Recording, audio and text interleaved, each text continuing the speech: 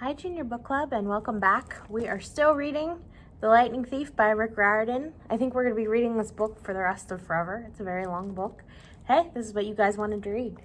So we are on chapter 16. It is called We Take a Zebra to Vegas. This is a very, very long chapter. It is 26 pages long. So you might want to watch this in stages if you don't want to listen to it for probably at least a half an hour straight. Here we go. We take a zebra to Vegas. The war god was waiting for us in the diner parking lot. Well, well, he said, you didn't get yourself killed. You knew it was a trap, I said. Aries gave me a wicked grin. Bet that crippled blacksmith was surprised when he netted a couple of stupid kids. You looked good on TV. I shoved his shield at him. You're a jerk. Annabeth and Grover caught their breath. Aries grabbed the shield and spun it in the air like pizza dough. It changed form, melting into a bulletproof vest. He slung it across his back. See that truck over there? He pointed to an 18-wheeler parked across the street from the diner. That's your ride. Take you straight to LA with one stop in Vegas. The 18-wheeler had a sign on the back, which I could read only because it was reverse printed, white on black, a good combination for dyslexia. Kindness International, Humane Zoo Transport, warning, live wild animals. I said, you're kidding. Aries snapped his fingers. The back door of the truck unlatched. Free ride west, punk. Stop complaining, and here's a little something for doing the job. He slung a blue nylon backpack off his handlebars and tossed it to me. Inside were fresh clothes for all of us, $20 in cash, a pouch full of golden drachmas, and a bag of double-stuffed Oreos. I said, I don't want your lousy. Thank you, Lord Aries, Grover interrupted, giving me his best red alert warning look. Thanks a lot. I gritted my teeth. It was probably a deadly insult to refuse something from a god, but I didn't want anything that Aries had touched. Reluctantly, I slung my backpack over my shoulder. I knew my anger was being caused by the war god's presence, but I was still itching to punch him in the nose. He reminded me of every bully I'd ever faced. Nancy Bobofit, Clarice, Smelly Gabe, sarcastic teachers, every jerk who'd called me stupid in school or laughed at me when I'd gotten expelled. I looked back at the diner, which had only a couple of customers now. The waitress who'd served us dinner was watching nervously out the window like she was afraid Aries might hurt us. She dragged the fry cook out from the kitchen to see. She said something to him. He nodded, held up a little disposable camera, and snapped a picture of us. Great, I thought. We'll make the papers again tomorrow. I imagined the headline. 12-year-old outlaw beats up defenseless biker. You owe me one more thing, I told Aries, trying to keep my voice level.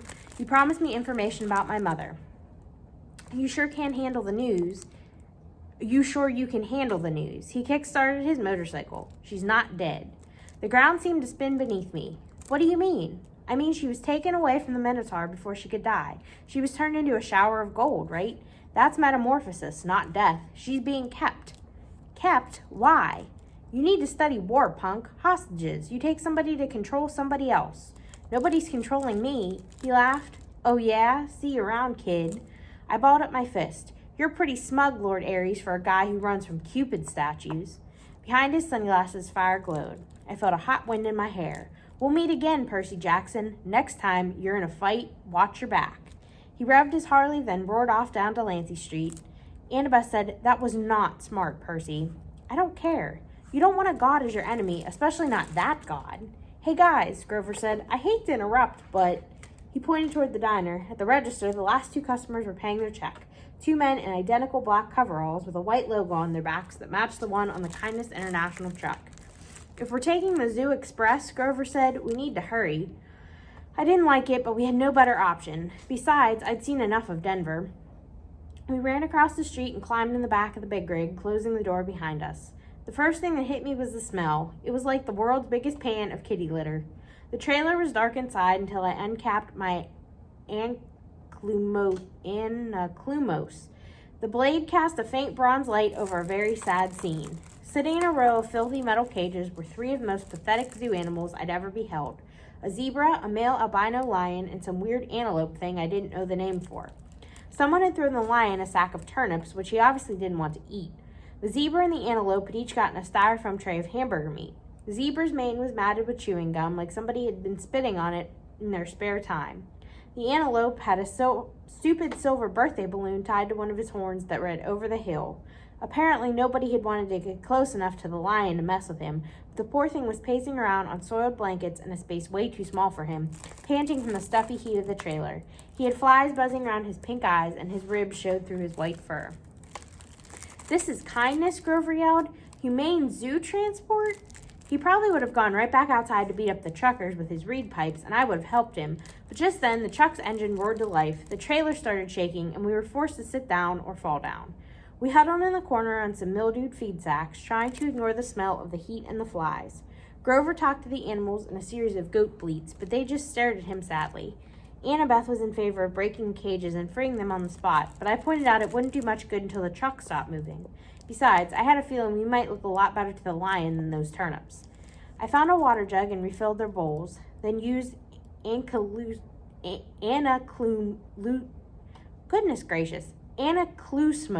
to drag the mismatched food out of their cages.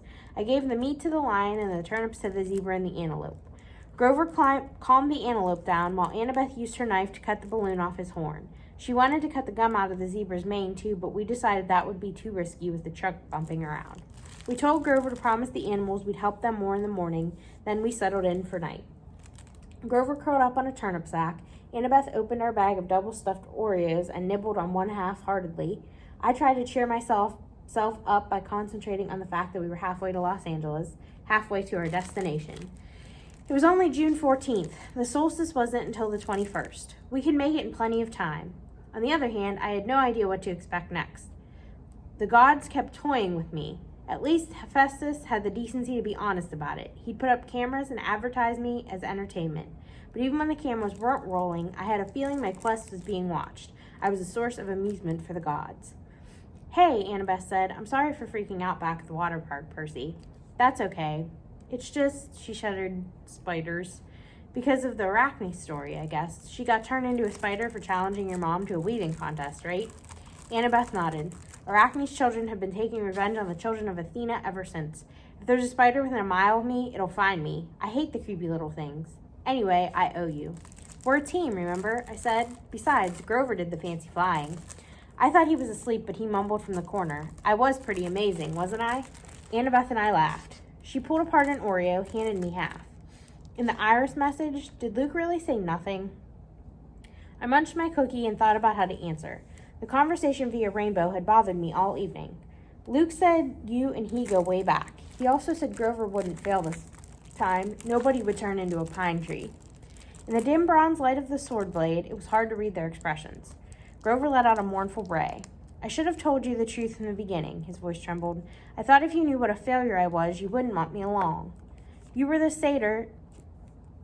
Side note, I watched the Percy Jackson movie, and I've been saying what Grover is wrong all the time. It's a satyr. If you see how it's spelled, S-A-T-Y-R, I don't know, but that's what it is. "You were the satyr who tried to rescue Thalia, the daughter of Zeus." He nodded glumly. "And the other two half-bloods Thalia befriended, the ones who got safely to camp," I looked at Annabeth. "That was you and Luke, wasn't it?" She put down her Oreo uneaten. "Like you said, Percy, a 7-year-old half-blood wouldn't have made it very far alone. Athena guided me toward help. Thalia was 12, Luke was 14. They'd both run away from home like me. They were happy to take me with them. They were amazing monster fighters, even without training. We traveled north from Virginia without any real plans, fending off monsters for about 2 weeks before Grover found us. I was supposed to escort Thalia to camp," he said, sniffling. "Only Thalia. I had strict orders from Chiron. Don't do anything that would slow down the rescue. We knew Hades was after her, see, but I couldn't just leave Luke and Annabeth by themselves.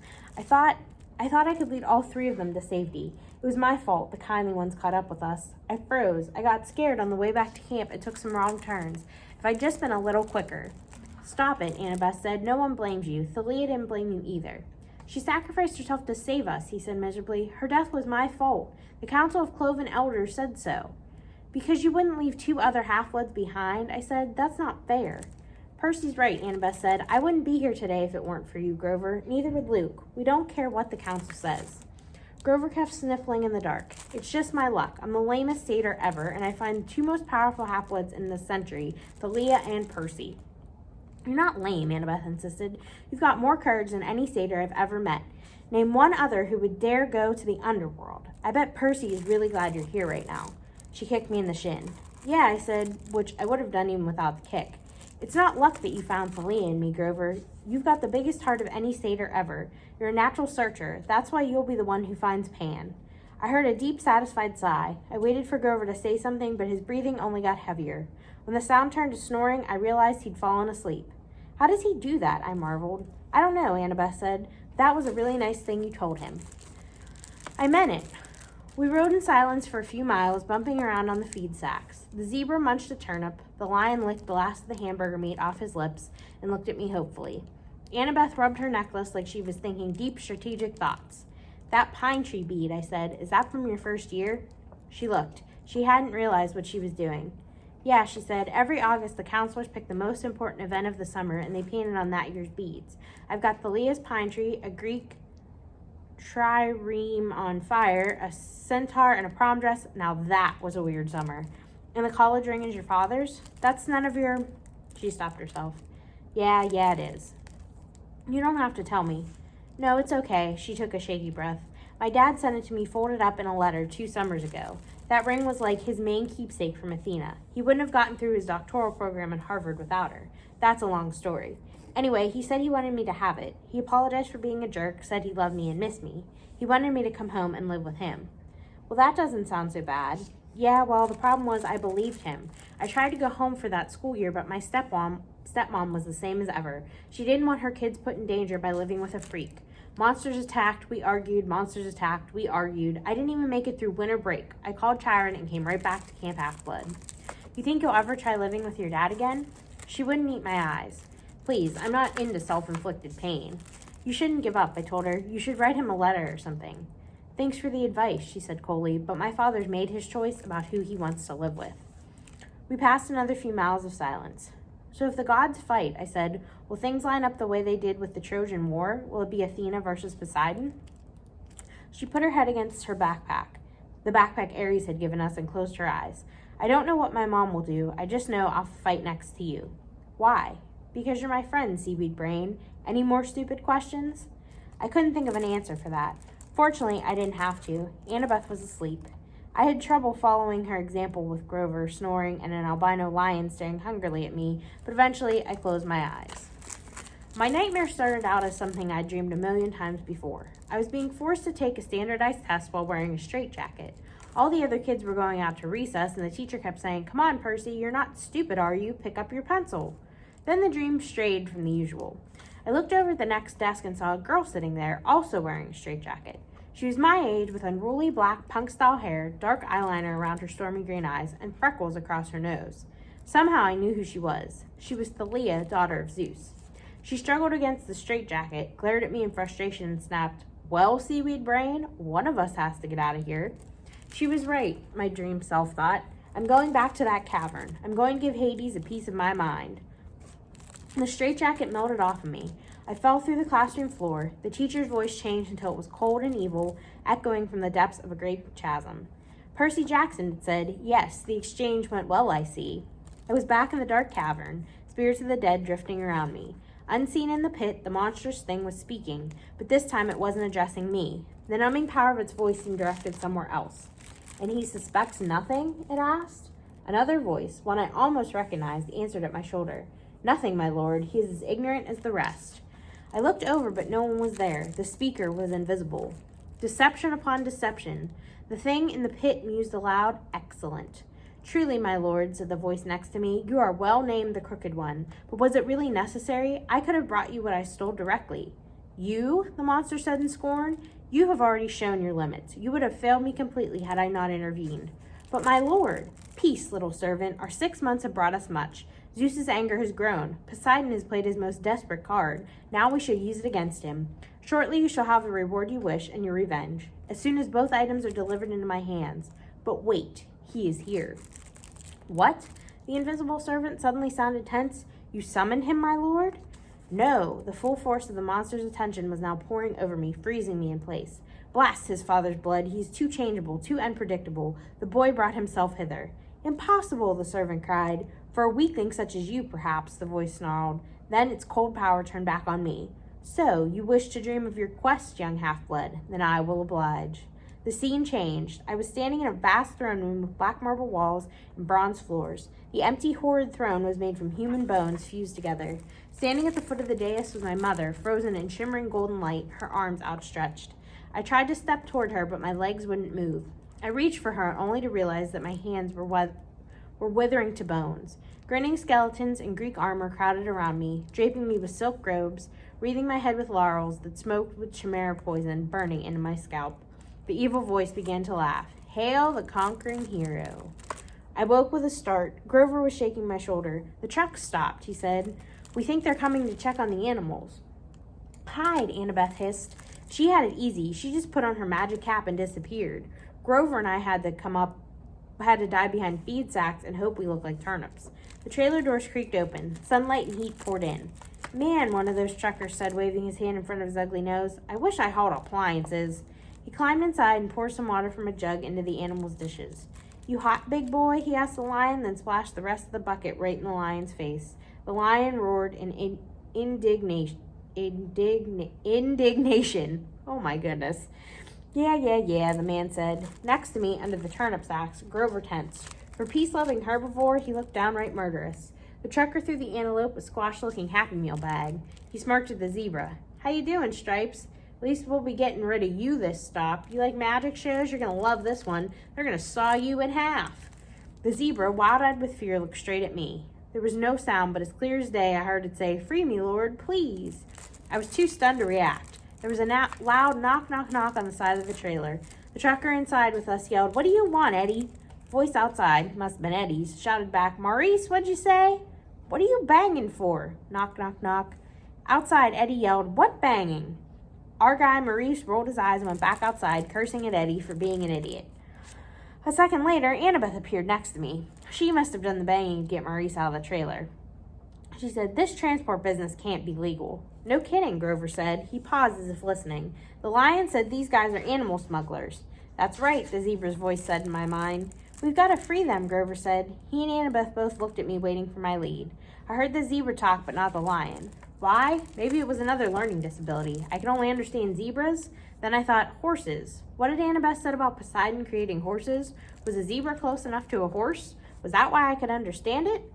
The zebra said, Open my cage, Lord, please. I'll be fine after that. Outside, Eddie and Maurice were still yelling at each other, but I knew they'd be coming inside to torment the animals again any minute. I grabbed Riptide and slashed the lock off the zebra's cage. The zebra burst out. It turned to me and bowed. Thank you, Lord. Grover held up his hands and said something to the zebra in goat talk like a blessing. Just as Maurice was poking his head back inside to check out the noise, the zebra leaped over him and into the street. There was yelling and screaming and cars honking. We rushed to the doors of the trailer in time to see the zebra galloping down a wide boulevard lined with hotels and casinos and neon signs. We just released the zebra in Las Vegas. Maurice and Eddie ran after it, with a few policemen running after them shouting, Hey, you need a permit for that. Now would be a good time to leave, Annabeth said. The other animals first, Grover said. I cut the locks with my sword. Grover raised his hands and spoke the same goat blessing he used for the zebra. Good luck, I told the animals. The antelope and the lion burst out of their cages and went off together into the streets. Some tourists screamed. Most just backed off and took pictures, probably thinking it was some kind of stunt by one of the casinos. Will the animals be okay? I asked Grover. I mean, the desert and all? Don't worry, he said. I placed a satyr sanctuary on them. Meaning they'll reach the wild safely, he said. They'll find water, food, shade, whatever they need until they find a safe place to live. Why can't you place a blessing like that on us? I asked. It only works on wild animals. So it would only affect Percy, Annabeth reasoned. Hey, I protested. Kidding, she said. Come on, let's get out of this filthy truck. We stumbled out into the desert afternoon. It was 110 degrees easy, and we must have looked like deep-fried vagrants, but everybody was too interested in wild animals to pay attention to us. We passed the Monte Carlo and the MGM. We passed pyramids, a pirate ship, and the Statue of Liberty, which was a pretty small replica but still made me homesick. I wasn't sure what we were looking for. Maybe just a place to get out of the heat for a few minutes, find a sandwich and a glass of lemonade, make a new plan for getting west. We must have taken a wrong turn because we found ourselves at a dead end, standing in front of the Lotus Hotel and Casino. The entrance was a huge neon flower, the petals lighting up and blinking. No one was going in or out, but the glittering chrome doors were open, spilling out air conditioning that smelled like flowers. Lotus blossoms, maybe. I'd never smelled one, so I wasn't sure. The doorman smiled at us. Hey, kid, you look tired. You want to come in and sit down? I learned to be suspicious the last week or so. I figured anybody might be a monster or a god. You just couldn't tell. But this guy was normal. One look at him and I could see. Besides, I was so relieved to hear somebody who sounded sympathetic that I nodded and said we'd love to come inside. Inside, we took one look around and Grover said, "Whoa." The whole lobby was a giant game room, and I'm not talking about old cheesy Pac-Man games or slot machines. There was an indoor water slide snaking around the glass elevator, which went straight up at least 40 floors. There was a climbing wall on the side of one building and an indoor bungee jumping bridge. There were virtual reality suits with working laser guns and hundreds of video games, each one the size of a widescreen TV. Basically, you name it, this place had it. There were a few other kids playing, but not that many. No waiting for any of the games. There were waitresses and snack bars all around, serving every kind of food you can imagine. "Hey," a bellhop said. At least I guessed he was a bellhop. He wore a white and yellow Hawaiian shirt with lotus design, shorts, and flip-flops. "Welcome to the Lotus Casino. Here's your room key." I stammered, but... No, he said, laughing. "The bill's taken care of. No extra charges, no tips. Just go on up to the top floor, room 4001. If you need anything, like extra bubbles for the hot tub or skeet targets for the shooting range or whatever, just call the front desk. Here are your Lotus cash cards. They work in the restaurants and on all the games and rides." He handed us each a green plastic credit card. I knew there must be some mistake. Obviously, he thought we were some millionaire's kids, but I took the card and said, "How much is on here?" His eyebrows knitted together. "What do you mean?" "I mean, when does it run out of cash?" He laughed. "Oh, you're making a joke. Hey, that's cool. Enjoy your stay." We took the elevator upstairs and checked out our room. It was a suite with 3 separate bedrooms and a bar stocked with candy, sodas, and chips. A hotline to room service. Fluffy towels and water beds with feather pillows. A big screen television with satellite and high-speed internet. The balcony had its own hot tub, and sure enough, there was a skeet shooting machine and a shotgun so you could launch clay pigeons right out over the Las Vegas skyline and plug them with your gun. I didn't see how that could be legal, but I thought it was pretty cool. The view over the strip and the desert was amazing, though I doubted we'd ever find time to look at the view with a room like this. "Oh goodness," Annabeth said. "This place is..." "Sweet," Grover said. "Absolutely sweet." There were clothes in the closet and they fit me. I frowned, thinking that this was a little strange. I threw Erie's backpack in the trash can. Wouldn't need that anymore. When we left, I could just charge a new one at the hotel store. I took a shower, which felt awesome after a week of grimy travel. I changed clothes, ate a bag of chips, drank 3 Cokes, and came out feeling better than I had in a long time. In the back of my mind, some small problem kept nagging me. I had a dream or something. I needed to talk to my friends, but I was sure it could wait. I came out of the bedroom and found that Annabeth and Grover had also showered and changed clothes. Grover was eating potato chips to his heart's content, while Annabeth cranked up the National Geographic channel. "All those stations," I told her, "and you turn on National Geographic? Are you insane? It's interesting." "I feel good," Grover said. "I love this place."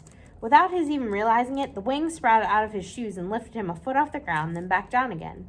"So what now?" Annabeth asked. "Sleep?" Grover and I looked at each other and grinned. We both held up our green plastic Lotus cards. "Playtime," I said. I couldn't remember the last time I had so much fun.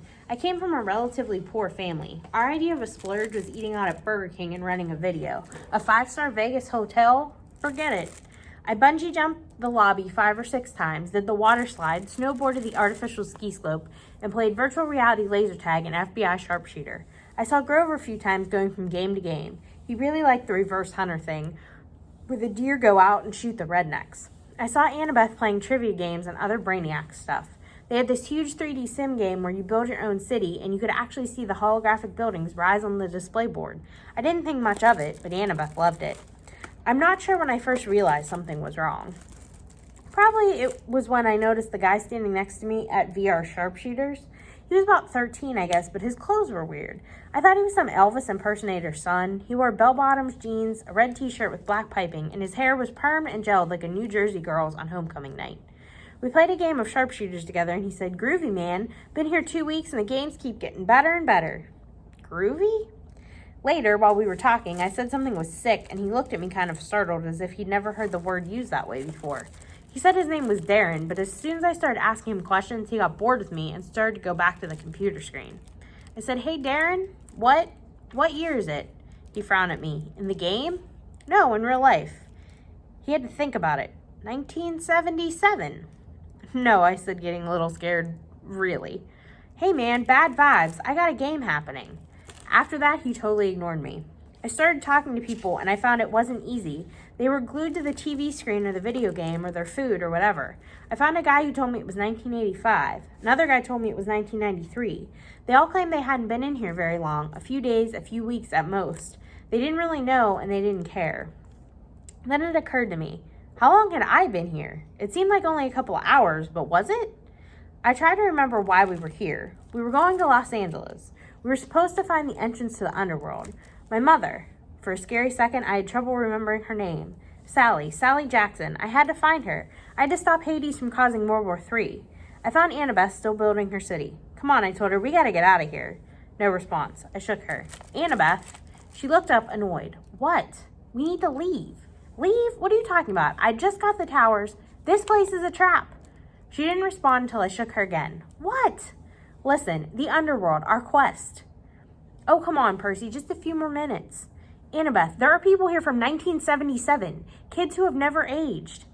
You check in and you stay forever. So, she asked, can you imagine a better place? I grabbed her wrist and yanked her away from the game. Hey, she screamed and hit me, but nobody else even bothered looking at us. They were too busy. I made her look directly in my eyes. I said, spiders, large, hairy spiders. That jarred her. Her vision cleared. Oh my God, she said. How long have we... I don't know, but we've got to find Grover. We went searching and found him still playing virtual deer hunter. Grover, we both shouted. He said, die, human, die, silly, polluting, nasty person. Grover! He turned the plastic gun on me and started clicking as if I were just another image on the screen. I looked at Annabeth, and together we took Grover by the arms and dragged him away. His flying shoes sprang to life and started tugging his legs the other direction as he shouted, no! I just got to a new level, no! The Lotus bellhop hurried up to us. Well now, are you ready for your platinum cards? We're leaving, I told him. Such a shame, he said, but I got the feeling that he really meant it, and we'd be breaking his heart if we went. We just had an entire new floor of games for platinum card members. He held out the cards and I wanted one. I knew that if I took one, I'd never leave. I'd stay here, happy forever, playing games forever, and soon I'd forget my mom and my quest and maybe even my own name. I'd be playing Virtual Rifleman with Groovy Disco Darren forever. Grover reached for the card, but Annabeth yanked back his arm and said, no thanks. We walked toward the door, and as we did, the smell of the food and the sounds of the game seemed to get more and more inviting. I thought about our room upstairs. We could just stay the night, sleep in a real bed for once. Then we burst through the doors of the Lotus Casino and ran down the sidewalk. It felt like afternoon, about the same time of day we'd gone into the casino, but something was wrong. The weather had completely changed. It was stormy with heat lightning flashing out in the desert. Aries' backpack was slung over my shoulder, which was odd because I was sure I had thrown it in the trash can in room 401, but at the moment I had other problems to worry about. I ran to the nearest newspaper stand and read what year it was first. Thank the gods it was the same year it had been when we had went in. Then I noticed the date, June 20th. We had been in the Lotus Casino for 5 days. We had only 1 day left until the summer solstice. 1 day to complete our quest. So that is the end of chapter 16. I told you it was a long one. The next one is called We Shop for Waterbeds. Let's see if this is as long. It's like similarly long in length, a little bit shorter. But the next one, We Shop for Waterbeds. So we'll have to see what's up with that. Hopefully you'll join us next week for the next chapter of The Lightning Thief. We hope you're having a good summer, enjoying summer reading if you're participating, and we can't wait to see you back at the library soon. Have a good day.